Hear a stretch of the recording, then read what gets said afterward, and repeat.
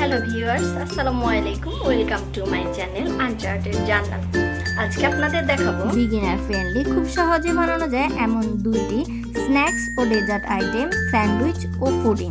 যাদের এখনও রান্নায় হাতেখড়ি হয়নি তারাও ভিডিওটি দেখার পর আশা করি খুব সহজে বানাতে পারবেন।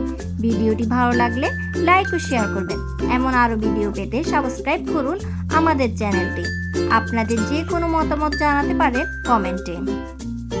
চলুন শুরু করা যাক।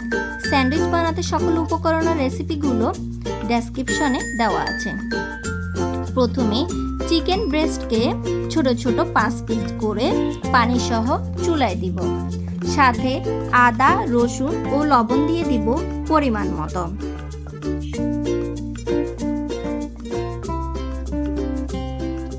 মাংসগুলো যখন খুলে খুলে এমন অবস্থায় চলে আসবে তখন নামিয়ে ফেলতে হবে। কাঁটা চামচ দিয়ে টেনে মাংসগুলো ঝুরঝুরে করে রাখতে হবে, ঠিক এমন করে। এবার এখানে একটি টমেটো নিয়ে নিব ও ছোট সাইজের একটি শসা পাতলা করে স্লাইস করে কেটে নিব। সাথে নিয়েছি ধনিয়া পাতা ও পেঁয়াজ কুচি। এবার আমরা তৈরি করব স্যান্ডউইচের ব্রেডের ভিতরে দেওয়ার জন্য ফিলিং। চিকেন কিমা ও পেঁয়াজ কুচি মেয়োনেজ দিয়ে ভালোভাবে মিক্স করে নিব। খুব ভালোভাবে মিক্স করতে হবে যেন সবগুলো উপাদান সুন্দর করে মিক্স হয়ে যায়।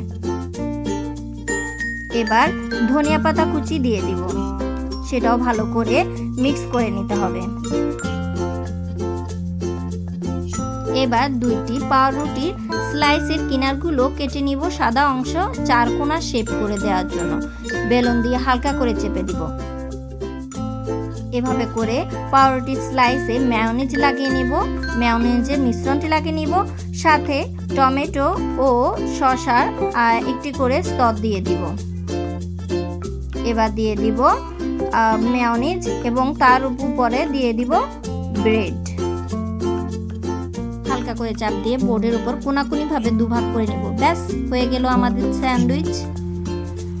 অনেকে মুচমুচে স্যান্ডউইচ পছন্দ করেন, এর জন্য ফ্রাই প্যানে বাটার দিয়ে তার উপর ব্রেড ভেজে নিতে হবে। তারপর ফিলিং দিয়ে ঠিক একইভাবে বানিয়ে নিতে হবে মুচমুচে স্যান্ডউইচ। এভাবেই বানিয়ে ফেলা যায় খুব সহজেই স্বাস্থ্যকর ও মজাদার স্যান্ডউইচ, যা শিশু ও বয়স্ক সকলেরই খুব পছন্দের।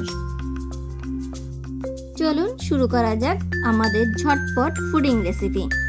1 কেজি দুধকে জাল দিয়ে আধা কেজি করে নিব। দুধ অর্ধেক হয়ে গেলে নামিয়ে ঠান্ডা করে নিব।